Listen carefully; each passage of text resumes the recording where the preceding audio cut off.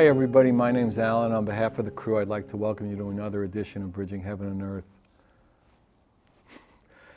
You know, I mean, for me, it's such an opportunity to come here.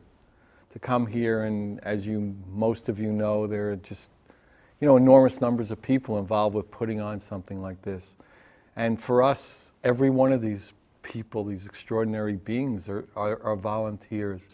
And in this day and age, to have so many people involved with so much commitment to excellence, so much commitment to the vibration of love, and so much commitment to getting out that experience of love and oneness and truth and the open heart and the healing heart is just such an incredible gift. And then we have, and I think one of the cameras here is behind, we have like 25, 30 people in the audience who came in from all over, really, to share in that, to meet the guests and to come together. And so much of an opportunity is available on this planet now for us all who are having large experiences of that truth, of that love, of that oneness, or just an inkling of it, to really come together in collaboration and joy and love, to one way or another, one spoke on the wheel or another, to just be together, to play together, to joyously be on this glorious planet, and to let that love shine, to come together with no divisions, with the hope and the desire and the intent and the prayer to feel love and share it, to let that love grow, to let that open heart become more open, to let that open heart become truly open. So many different great teachers and musicians and authors and psychics and healers and musicians and artists, and if I say musicians once more, but just extraordinary people in every field, touching every aspect of life, are coming out, are coming out in love, are coming out in consciousness to share their gifts and to share their visions with us. And now we have technologies that allow that to really vibrate around the planet almost instantaneously. Now we have, in the bridging world and the bridging experience, this is like the 220th show, and except for the one we did earlier tonight, we shoot 2 shows at a time now, we have like 650 hours on 3 separate, 220 hours on 3 separate stations, have full every minute of the bridging shows from show 1 in 1995, with all the extraordinary guests and healers and psychics and musicians and artists and authors and dancers and singers and every aspect of that oneness, of that love, available 24/7 worldwide. So the opportunity is there for that graciousness, for that experience of our connectedness, of our oneness, of our open-heartedness together, of our open-hearted collaboration to really explode now, and how we can take that opportunity, and what an opportunity it is. And again, we have somebody tonight whose life is dedicated to taking that opportunity and sharing it. And Richard Shulman is just an extraordinary composer, a keyboardist. His music is empowering, it's inspiring, it's positive, it's uplifting, it's joyous. He's recorded 20 albums, and he's just recently finished this masterwork called Camelot Reawakened, A Vision Fulfilled. And you'll see probably close to 20 minutes of it tonight, 18, 20 minutes of it, where he describes it, where he talks about it, and you hear it, and you hear just the magnificence of it. And we have, those videos of his music, of his discussion, of his power tonight. And we also have, as most of you know, who've been watching the show for the last, 50 shows or so, we're in the middle of this international art project where we had this vision, and we sent out the call all over the world that we will participate, we will collaborate with you, we will make these incredible manifestations of love artistically available on Bridging, which makes them available all over the world. We'll have shows about it, we'll have art openings. And each one of these people would produce a new original piece based on the theme Bridging Heaven and Earth. And literally we've gotten hundreds of pieces from all over the world, all different types, jewelry and sculpture and photography and multimedia, and literally from all over the world. So we're going to show actually 2 pieces tonight, by 3 incredible beings. One is a piece, a glass piece by two separate people. And one is this dear friend of Bridging, Therese Marie, who is going through some health issues. So, when you see the picture, I mean, if there's a way you want to reach out in prayer, and help her to deal with whatever, health issues she's going through in the most positive way, would be a beautiful thing. So, as we normally do, join me in a short meditation, then we'll have the first half of Richard's video, and then we'll have Richard with us, and art and more music and beautiful things. So really, it's an opportunity. Let's all take it. Let's be together. Let's collaborate. Let's feel that infinite, feel that inclusion. So join me in a short meditation.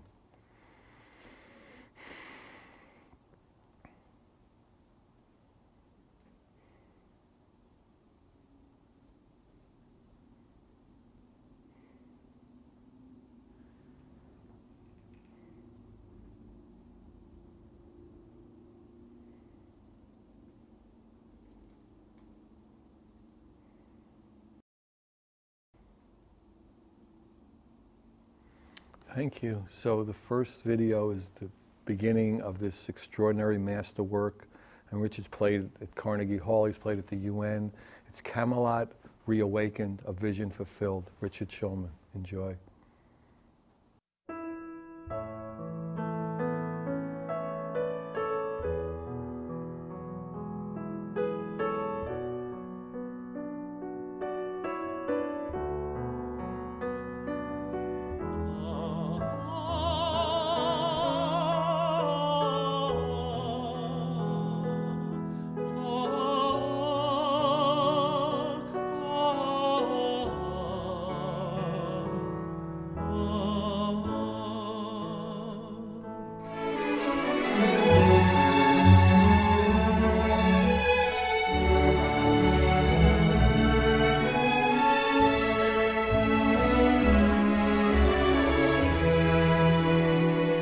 Robert Hart Baker, the conductor, has said to me as we were working on the project, before you're done, the whole town's going to be helping you on this.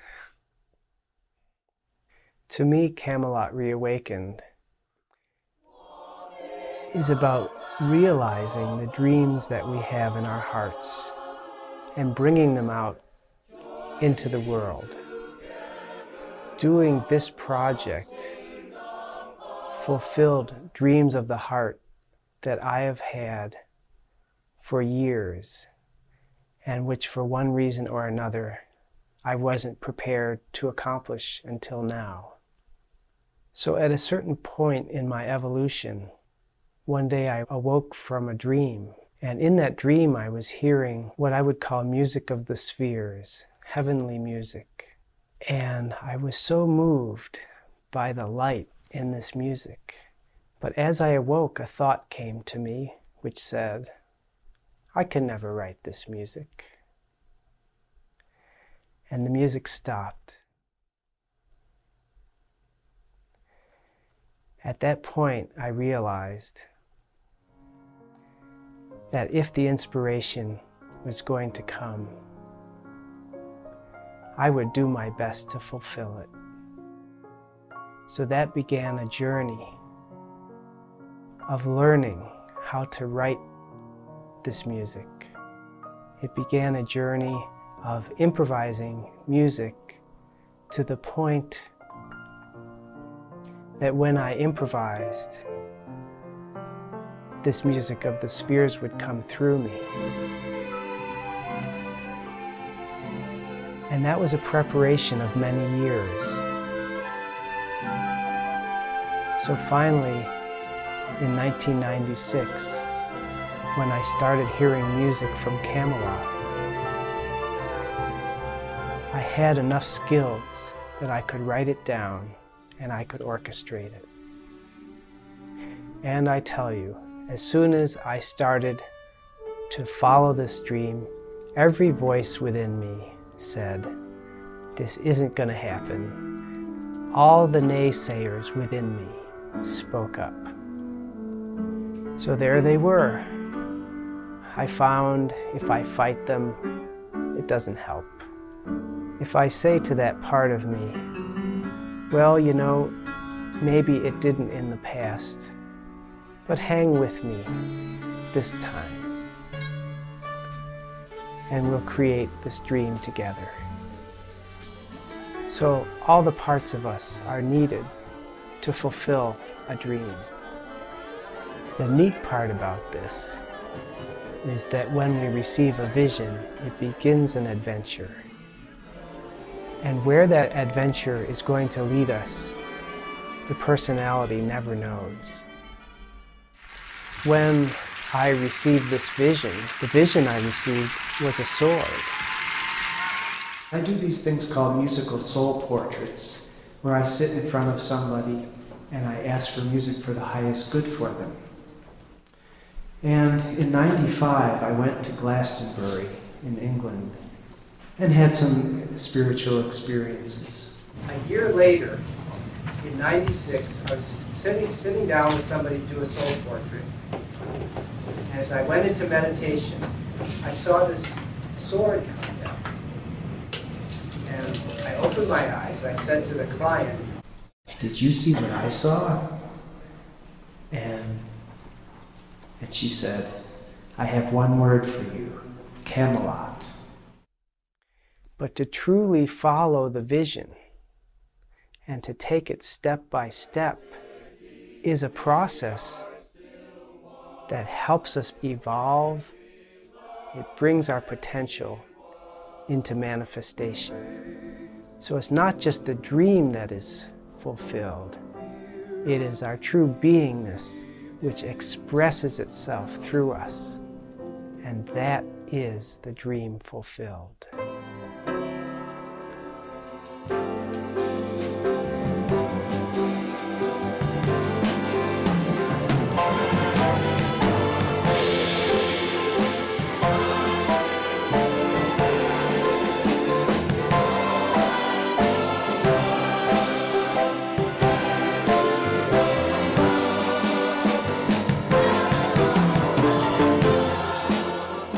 I had to spend a lot of time to match the inspiration. When I wrote Camelot Reawaken, it was over 5 years, and it was in the midst of my life, taking an hour or two a day, almost until the very end. Fulfilling this dream has been mostly in my spare time.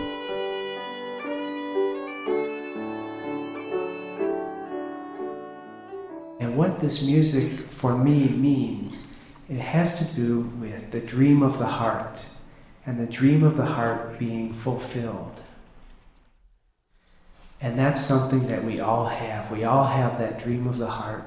We all have the vision of what in our deepest self we want ourselves and our world to look like.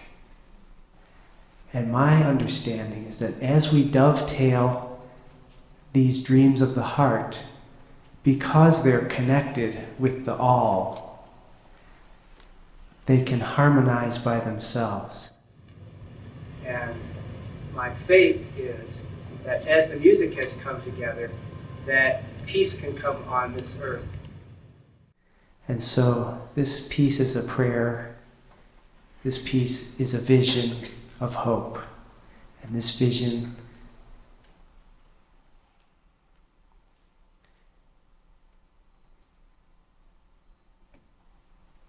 is what life can be. Hi everybody, welcome back. So the picture you're seeing in between us is Dancer of the Light, Therese Marie, having real health issues. Just let's be in prayer for her to really come through. She's an extraordinary human being, an artist, and just being in the light. So she's just going through these issues. And when we announced this incredible art project, she just came right forth and did this. So You've seen Richard in video, now you see him on set. Welcome, Richard. Thanks for coming. Thank you, Alan. Good to be here. Yeah, really. So this has been an incredible process. I called it a masterwork, and that's as soon as I heard it and saw it, it was just struck me as just this explosion of talent, of love, of graciousness. How did you come to do that? What was your experience? Why don't you just talk about it a little? Well, there was a weaving together of all these parts of my life, and also the recognition that my life is related to the life of everyone on the planet, the universe, or whatever. And as I guess you just saw the video of talking about where I saw this sword come down. I was doing a musical soul portrait, and when I do a musical soul portrait, I ask for music for the highest good for the person. And then I listen inside. And as I listen inside, I start to hear music. And when you talk about a soul portrait, you mean a musical soul portrait? Musical soul portrait. Right. This is, so I'm at the piano or on a synthesizer keyboard. And as I start to hear the music, I will start to hear music that relates to that person or that group, whoever I'm playing for.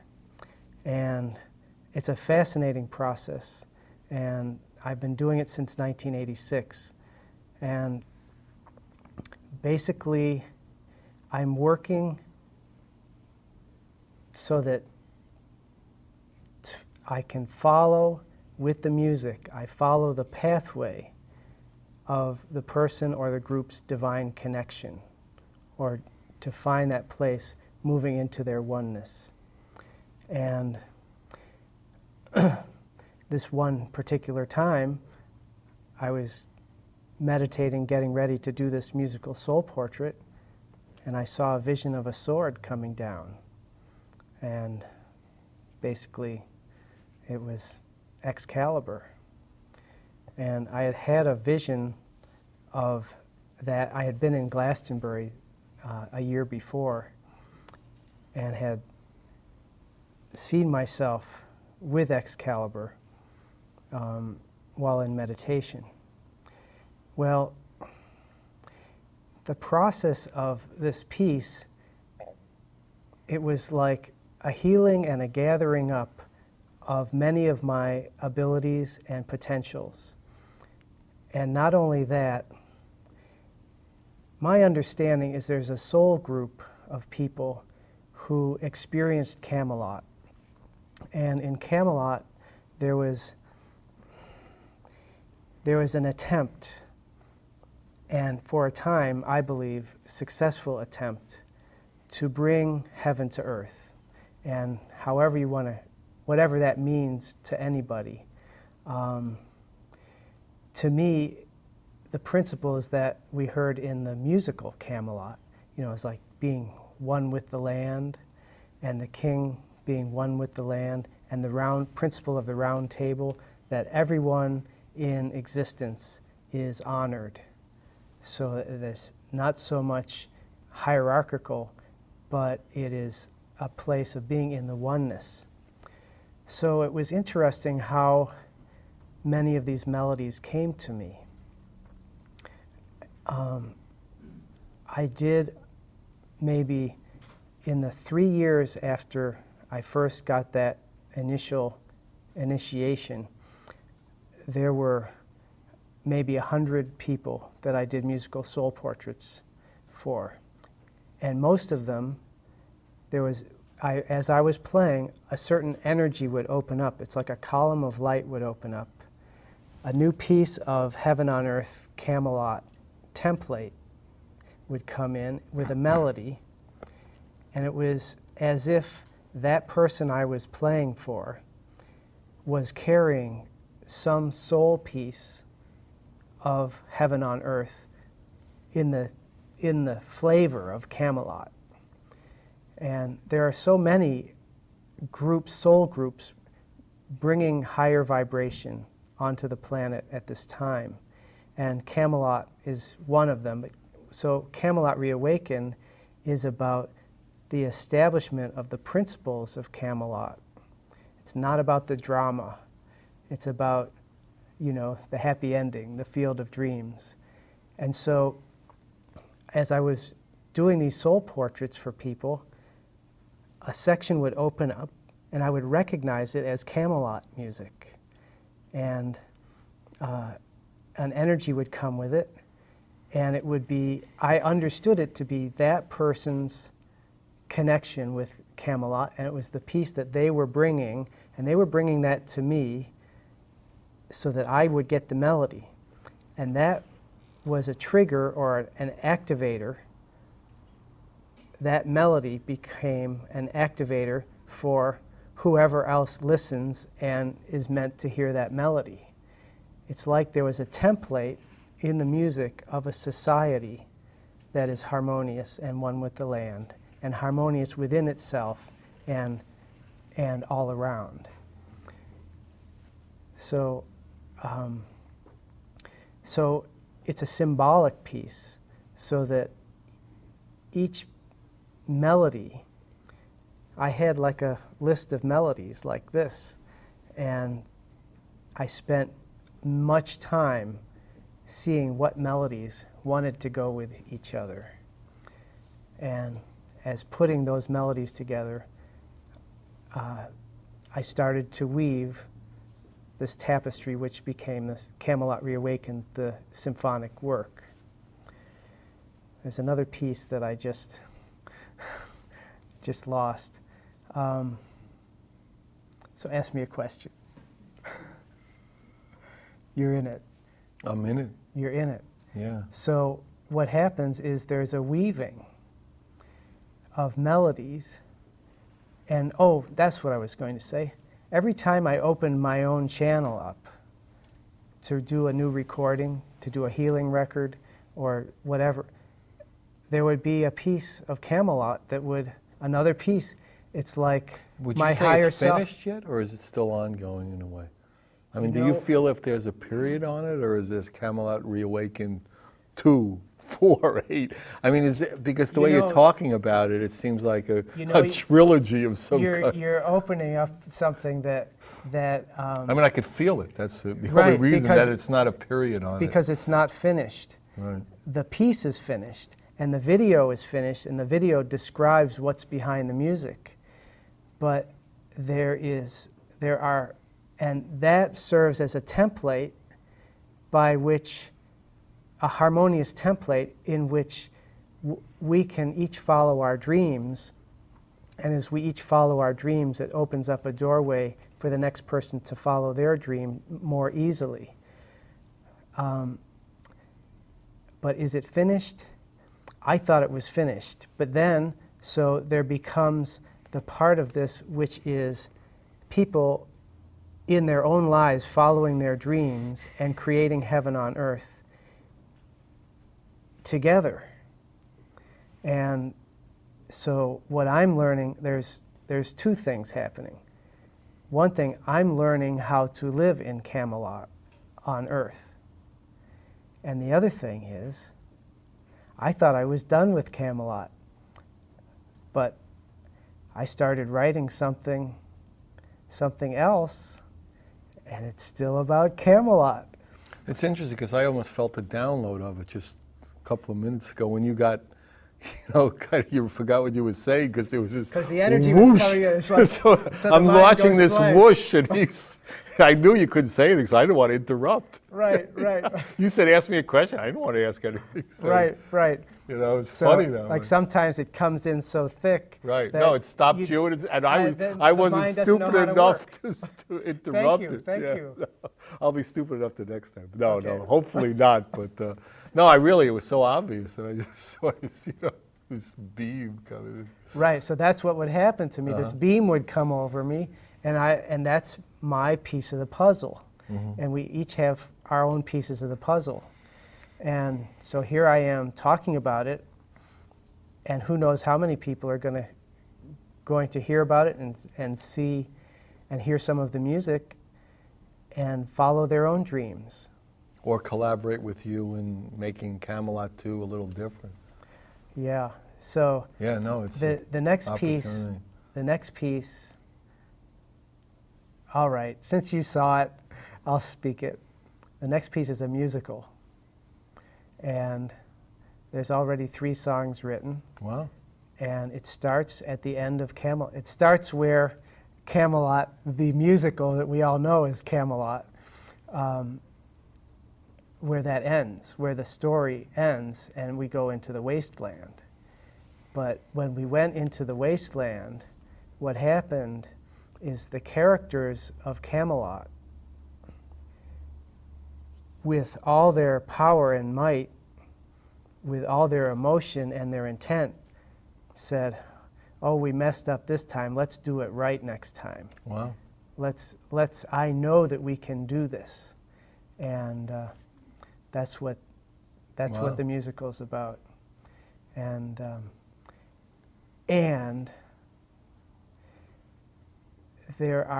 it is such a large soul group to bring peace on earth, peace within ourselves, to end the wars going on inside ourselves, so that the outer manifestation can create a peaceful reality on the planet. There are so many people who are ready to start to manifest their vision of their soul. And the vision of the soul is more magnificent than we can even imagine but the thing is, we recognize it when it starts to happen. It's just like when I would recognize the music as I would hear it, say, wow, that's the music that can uplift me and humanity and take us home. But you know what? It's not about taking us home away from here. It's about bringing home here. Yeah, where else can you be? To be here. That's beautiful. So one of the songs is about being here now. So. And you've written the words and the music? I'm in the process of, so far, the first draft is words and music. And it's a process. And it's amazing how the right people come up to remind me to work on it. So thank you, Alan, for reminding me that it isn't finished, and there is more work for me to do. And the other thing Let me ask you, isn't the work, once you start doing it, joyous, and just that you feel the harmony of your life, and you feel that you're, doing what you're supposed to do and in the right place and all that? It's so beautiful. Well, that's an interesting question. I mean, we all do it to some extent, but I'd like to hear your response to it. Why is something that's so beautiful, do we forget? Do we have to be reminded, tomorrow, to do something that's so beautiful for us and so in harmony and so fulfilling? It's habit patterns. Habit pattern. And for me, my habit pattern is I have my own record label. So unless I carve out a certain time in the day when I'm going to compose, you just have a lot of day-to-day, like shrink wrapping or whatever, well, fulfilling orders and answering the phone. And then I'm also a jazz musician. So it's like taking gigs, and every time I get on the road to do a gig, it takes a few hours. So I have to carve out time to practice. I mean, I'm supposed to be a musician. I should practice. Wow. So I have to carve out the time to practice and to compose. So, but the fact of the matter is, this new musical is so compelling. And it almost forces itself out of you. Yeah, and it's like I prepared my whole life for it. And it's like, I tell you, Broadway is in my blood. I mean, it's just like those kind of songs just bubble out of me. Wow. That's fantastic. It's like, if only Mary Martin were alive. No, she's not. She well, was backing out alive with the sound of Camelot. Right. Okay, so let's hear. This is This is the second half, the end portion of this incredible heavenly music, Camelot Reawakened, the Vision Phil. Why don't you describe that last? Instead of me, who's only listened 50 times, let him. Who lived with it for many 10 years. Right. So what you're going to see is the 9th movement of the symphony being performed live of Camelot Reawaken, and the subject is the dream fulfilled. Okay, go, enjoy, it's beautiful. Enjoy. The ninth movement is called the dream fulfilled.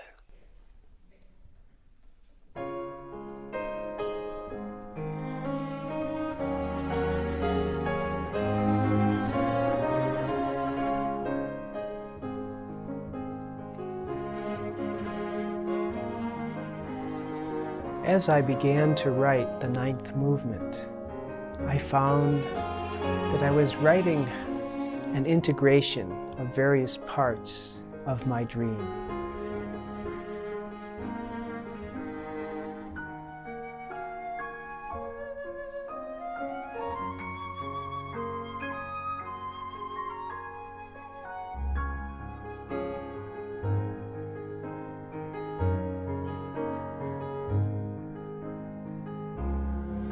Each of our dreams is like a jigsaw puzzle in a way, and that finished jigsaw puzzle is a jigsaw puzzle piece for the community.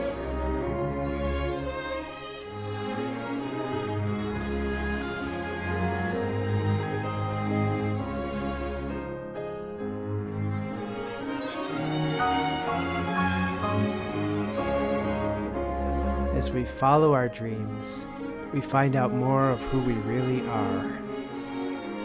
We find our center, we find our potential, we find out our divinity, and we also find that that divinity shapes our personality as its own expression to create more and more beautiful worlds and realities. So the more we partner with this divine inspiration, the more we bring to our lives and our world.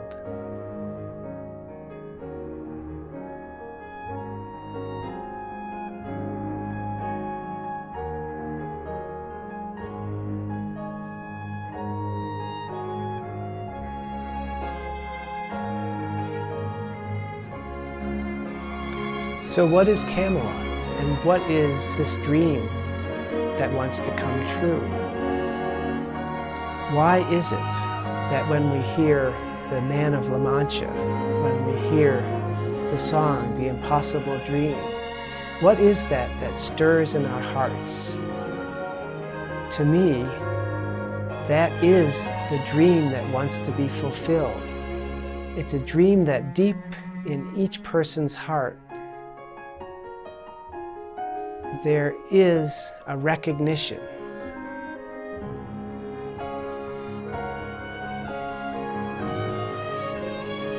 so it's a matter for us to follow that feeling, to follow that dream, but to also have discernment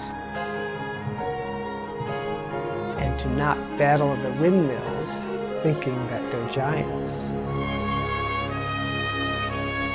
So I've had to let go of my fantasies and deal with what's in front of me. Take one step at a time. Hold the entire vision in my mind, even the parts, especially the parts that I didn't know what they were going to look like. But with the trust and the faith that if I just did take that one next step, things would continue towards the completion of the dream. So I just hung in there for as long as it needed. It gave me an opportunity to use my persistence.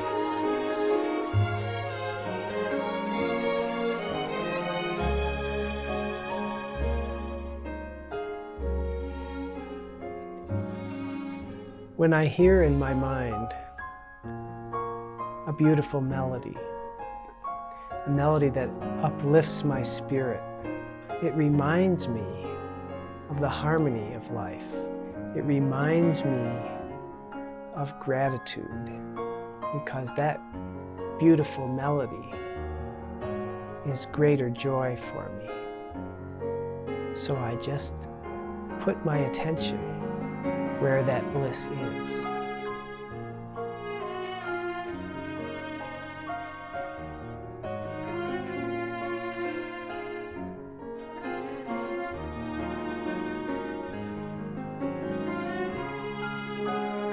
And I believe that my higher self knows when to place that melody in my attention.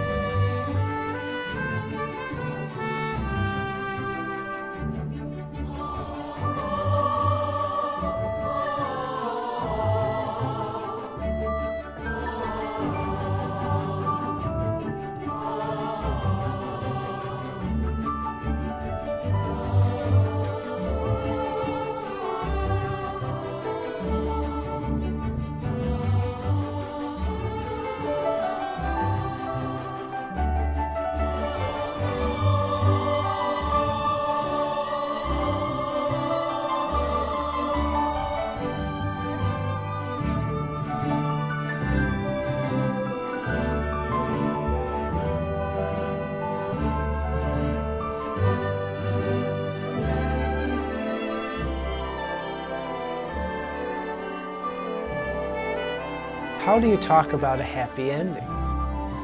The dream is accomplished, and it has a life of its own. It is a blessing, and the world is a happier place for it.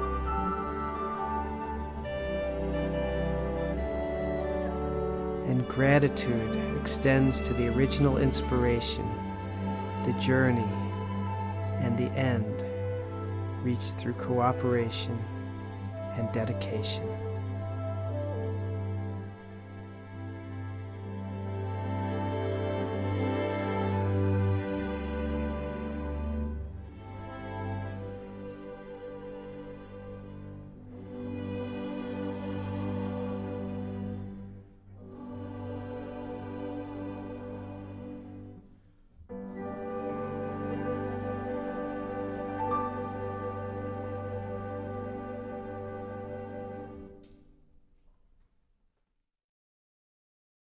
Hi everybody, welcome back. So that was some beautiful music, wasn't it? Yeah, so that was great. And the art piece you're seeing, I mean, I don't know, I would talk about just all these incredible types and forms. And this is a glass piece by Bianca, who's involved tremendously with the show, and she did this with a collaborator of hers, Maya Lukic, and it's called One Love, this extraordinary, look at it, I mean, just look at it, a flying heart, flying into love. It's just this beautiful piece. So really, if anybody's interested, there's no time frame, there's no format that can't be used, there's no size, there's no limitations of any kind. So we're back with Richard. So we were talking, and we found this miracle that you're doing this musical now. And so you started to say about like the story, is like coming through you and downloading. How do you see this story manifesting? And you talked about starting when the other Camelot ended. So how do you see it like being relevant to this time? Is it going to take place then? What is your feeling about that? This is about the process that we are all going through in raising the vibration of humanity, and as the planet raises its vibration, so that cooperation and community are happening more and more in terms of dreams of the heart coming true or coming into actuality. So,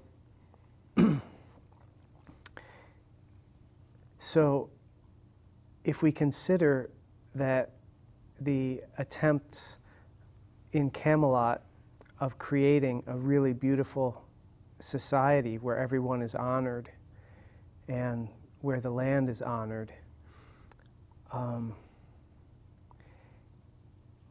that when Camelot failed, so-called failed, in other words, that experiment ended, the vibration, the intent that came out of Camelot, the intent of the people who were involved, who really wanted to create that society that's really in harmony with our inner divine and the divine in nature.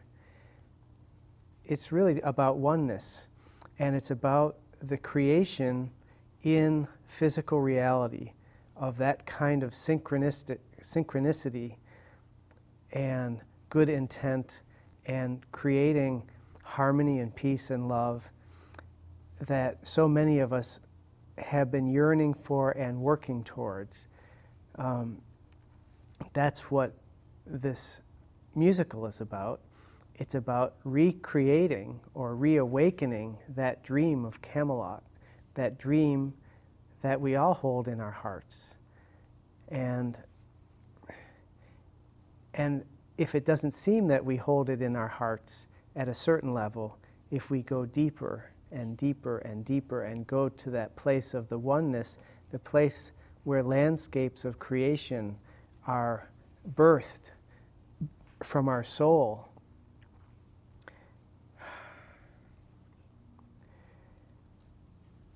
the experience of those landscapes of creation working together as one weaving tapestry of life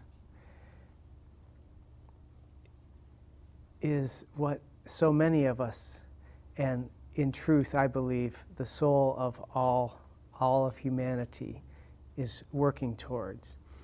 And for me, the musical is a little bit of a symbolic working out of the actual story to see that in certain people's lives. So if you could imagine that after the characters of Camelot had passed on, and see them on the inner planes where the round table is set up, say on the causal plane, where these ideas come from, the ideas of manifesting the equality of every divine being, which is each one of us. if you can see the round table and you see Arthur showing up after he's killed, and Lancelot after he dies finding the Holy Grail, and the different characters come and the whole round table is there, and all the beings from that that era. And then, of course, all the souls that supported that experiment in bringing heaven on earth. So there they are in this heaven world, or in this inner plane realm, and they're planning, or shall we say we are planning, how to create this experiment again in a way that it will work, and where it will just manifest more and more beautiful worlds of realities right here on earth. And so how do we do it? So we send down thoughts of enlightenment. We send out thoughts of technologies. We send out thoughts that might go to a musician like me and write something beautiful. Or you send down thoughts like the ideas of the Kennedys as, Camelot. So you get so people start thinking about Camelot. And then you send down people from that original group to reincarnate and to live their life without, at first lost, and then to send down energies to help those people awaken, where they can start creating heaven on earth. And right. So part of this would take place in modern times? Well, part of it takes place on the inner planes, and then part of it takes place right now. Right now. Wow. And so you could be a star in the movie. There's a musician, I could be a star in the movie, right? Yeah. There you go. Well,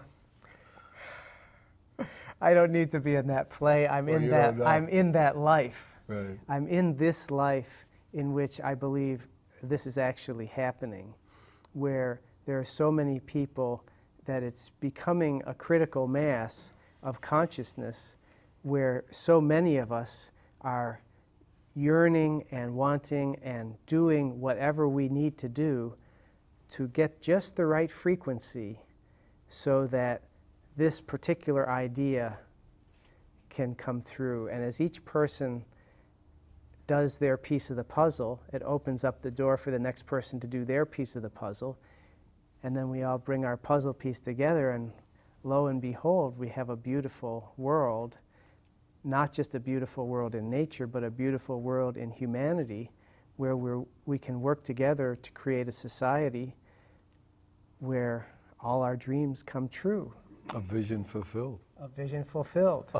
I had no idea, but it's a little bit Walt Disney, but in a way, what did he touch on? What did Walt Disney touch on? Shrek That dream. 9. Yeah. Shrek. I never saw any of the No, Shreks. I know. I didn't either, but I know they're up to like 16 now, so they must be successful. Kind of like bridging on heaven and earth. Right, they're not up to as many as we've done. No. Okay, well. We're ahead of Walt in that one. Okay, well. There you go. But he inspired people to start thinking about the magic of life happening right on earth, and our dreams to come true. And so those people in the film industry who have followed those pathways of, like Field of Dreams, it's like, and of course things like, there are so many things now, so many movements in the media that are talking about how do you manifest your dreams. And for me, those dreams are the dreams of the heart, which are at one with our divine nature. and they are outpicturings or divine expression of that nature of who we, I believe, who we truly are on the deepest level. And those creations in movement on the planet, how people meet each other, how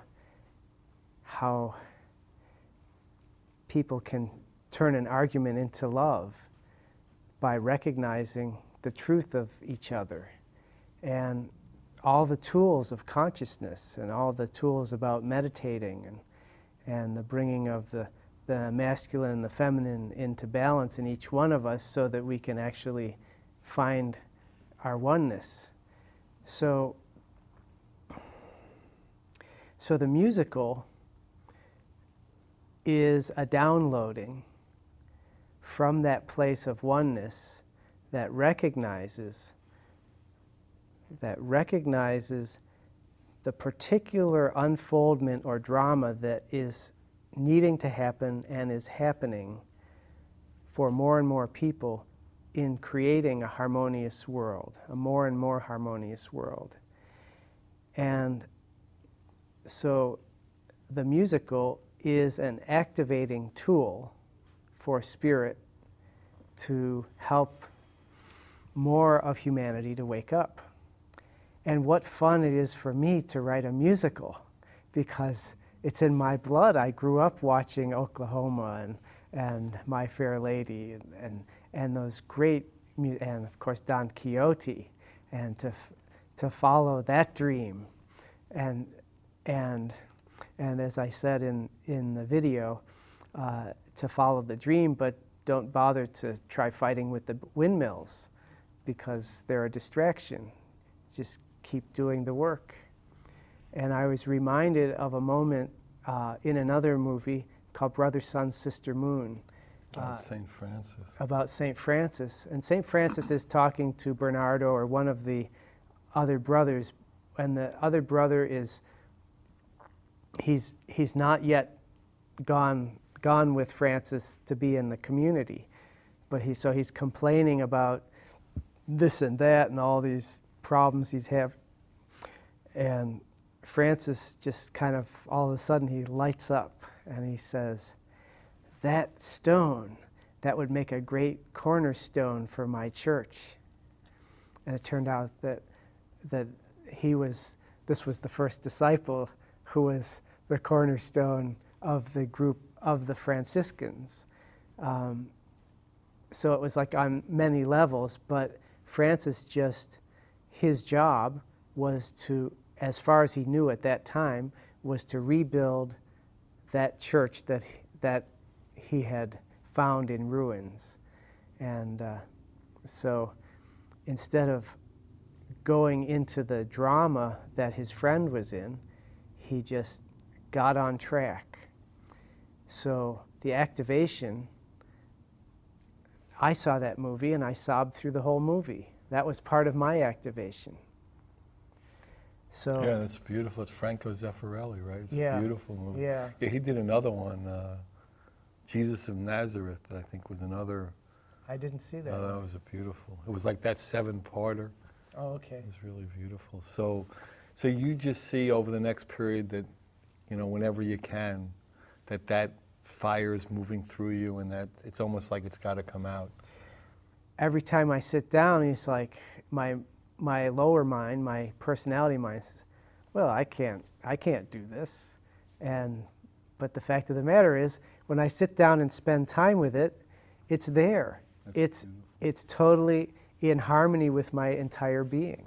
Well, let's end there. That's and that's what we want. Is we want to feel that truth. We want to feel that love. We want to feel in harmony. I mean, we want to feel love and share it. So if you want any information, Alan, 805-687-2053, 805-687-2053. Good night. God bless you. Thank you.